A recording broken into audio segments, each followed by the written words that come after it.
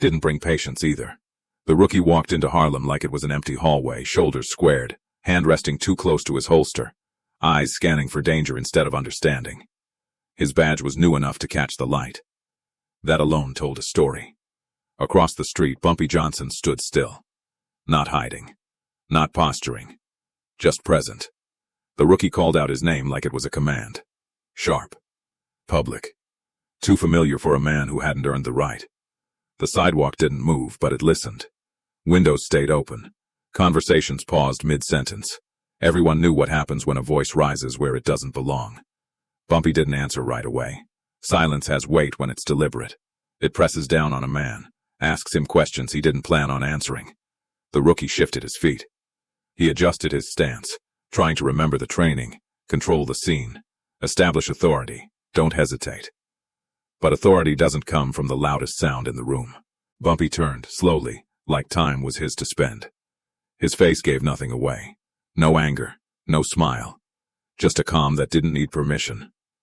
He looked past the badge first, at the street, at the people, at the order already in place, then finally at the man holding it. The rookie spoke again. Louder. Shorter sentences now. Legal language stripped down to threats. Arrest. Obstruction. Don't make this harder than it needs to be. That line landed wrong. Harder for who? Bumpy stepped closer, not into the cop's space, but into the moment. Close enough to be heard without raising his voice. Close enough that everyone else leaned in without moving. You're new, he said. Not an insult, an observation. The rookie felt it then, the shift. Not fear exactly, something worse. The sense that the room had decided, quietly. And he wasn't part of the decision. He glanced around, expecting the street to back him up, to recognize the uniform. It didn't. No one spoke. No one interfered, but nobody helped him either. That was the rule here. You didn't step in unless Bumpy asked. And Bumpy hadn't asked for anything. The rookie tightened his grip on procedure. Reached for the one thing he still believed worked everywhere. He told Bumpy he was coming with him.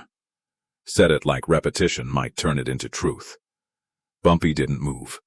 And in that pause, long, measured, unmistakable, the rookie understood his mistake. He hadn't walked into a crime. He'd walked into a system. One that didn't need him to announce himself to function. Somewhere in his pocket, the radio waited. Harlem didn't rush to defend him. It didn't have to. The street already knew who belonged where. The barbershops, the stoops, the corner men pretending not to watch.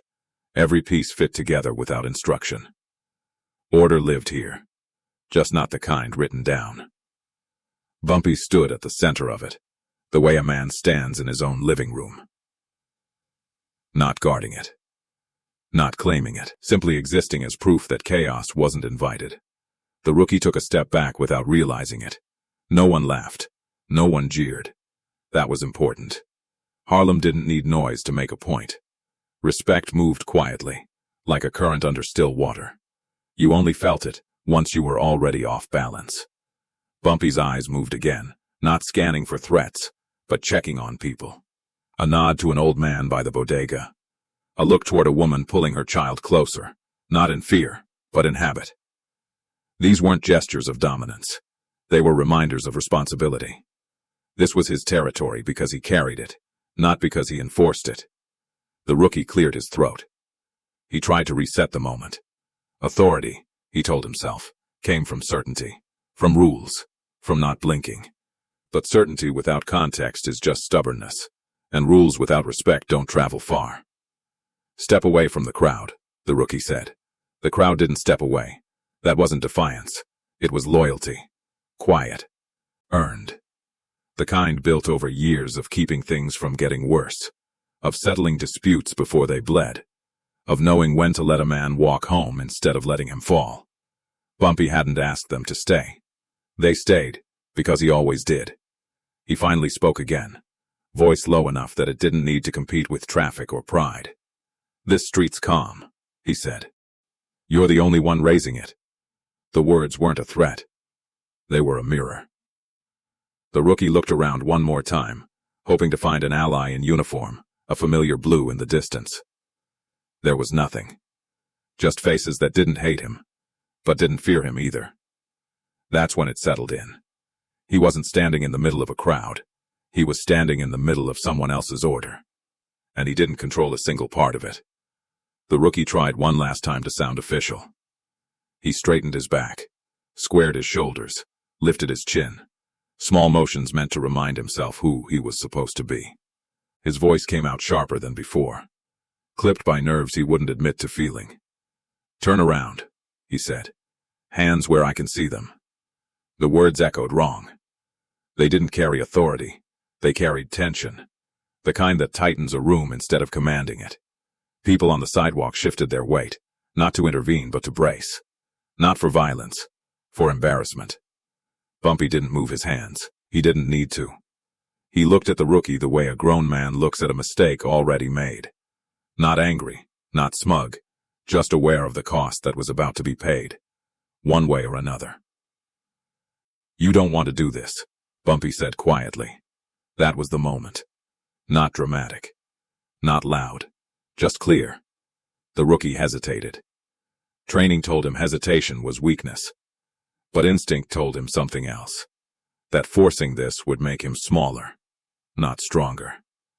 That the room wasn't waiting for Bumpy to react. It was waiting for him to decide how foolish he wanted to look. He glanced at the cuffs. Metal doesn't care about context. But people do. Bumpy took a single step closer, stopping just short of provocation. His voice dropped even lower, meant only for the man holding the badge. "You got a job," he said. "So do I. Mine keeps this street breathing." That wasn't a confession. It wasn't a boast. It was a line drawn with restraint. The rookie felt the balance tip. Not toward violence, but toward inevitability. If he pushed now, he wouldn't win. Even if the cuffs clicked. Even if the paperwork went through. He'd lose something harder to explain in a report. Respect doesn't come back once it's broken in public. His hand moved, not to the cuffs, but to the radio. A small motion. A loud admission. The room felt it before the sound came through. People relaxed, just slightly. Not because the danger was gone, but because the worst decision had been avoided. Bumpy stepped back, giving the man his space. Letting him keep what little dignity he had left. Power didn't need to linger. It had already been proven.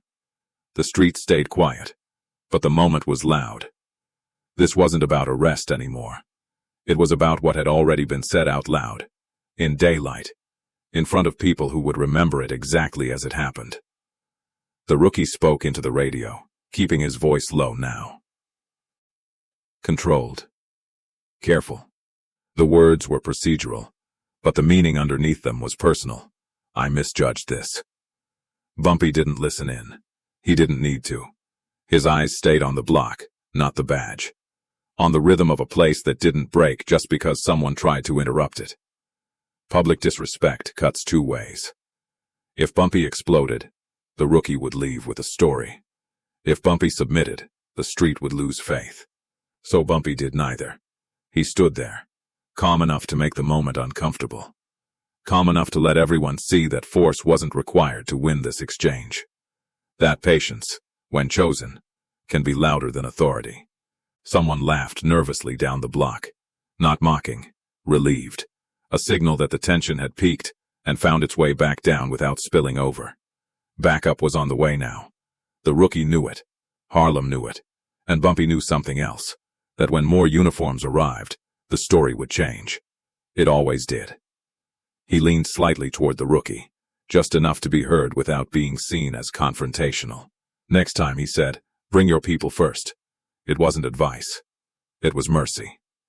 The rookie nodded once, small, grateful. He'd been spared a lesson that could have followed him his whole career. Spared the kind of humiliation that turns men bitter. Sirens sounded in the distance. Bumpy stepped back into his place on the sidewalk, already fading into normalcy. The street resumed breathing. Conversations picked up where they'd left off. Harlem moved on, because it always did. The police would write reports. The people would remember the truth. The sirens arrived late. They always did. 2 patrol cars rolled in slow, careful not to announce dominance where it hadn't been earned. Doors opened. Shoes hit pavement. Eyes assessed the room the way veterans do. Quickly, quietly, without assumptions. The rookie exhaled for the first time in minutes. Backup didn't give him confidence. It gave him cover. The senior officer took in the scene without asking questions. No struggle. No crowd closing in. No chaos. Just Bumpy Johnson standing where he'd been standing all along, hands free, posture relaxed, expression unreadable. That told him everything. He approached Bumpy with distance, not challenge. Spoke without edge. Used a tone meant to de-escalate, not conquer. The kind of tone you use when you understand that enforcement isn't the same as control. "Everything all right here?" the officer asked. Bumpy met his eyes. Held them. Let the pause do its work. "Was," he said. "Still is." The officer nodded. No cuffs came out. No orders followed. The rookie stood just behind him now, smaller somehow. Not because he'd been defeated, but because he'd been exposed. He'd learned, publicly, that authority isn't something you carry in your pocket. It's something the room agrees to lend you. The senior officer turned to him, voice low enough to sting without echoing. "Let's take a walk," he said. Not a command. A correction. They stepped away together, the rookie glancing back once. Bumpy didn't look his way. That was intentional. The lesson didn't need a witness after it was delivered. The patrol cars pulled off. Sirens stayed silent this time. Harlem watched them go, then returned to itself. The block had absorbed the moment, filed it away where it kept all the others. Proof that strength here wasn't measured by how fast you reached for force, but how rarely you needed to. Bumpy remained for a few seconds longer, just long enough for people to see that nothing had changed. Then he moved on. Not chased. Not followed. Still in control. Nothing dramatic followed. No arrests. No headlines. No rumors worth chasing. That's how real power leaves a scene, without footprints. By nightfall, the story had already settled into its final shape. Not exaggerated. Not softened. Just accurate. A rookie tried to take control of a room that already had an owner. And the room chose calm over chaos. Bumpy didn't speak about it again. He didn't need to. Harlem carried the message for him. In barbershops. On stoops. In the pauses between card games and conversations. The lesson wasn't about a cop making a mistake. It was about a man who refused to make one. Respect held the street together that day. Not fear. Not violence. Respect built slowly, reinforced quietly, and defended without spectacle. That's what people remembered. They remembered how nothing happened, and why that mattered. Because restraint leaves a longer shadow than force. Because dominance doesn't announce itself. Because a legacy isn't built on how many fights you win, but how many you make unnecessary. Bumpy Johnson walked Harlem that evening the same way he always did. Unrushed, unchallenged, unmoved. And years later, when the names changed and the uniforms rotated, that moment stayed. Not as a warning, but as a standard. Some men need backup. Others are the reason backup is called.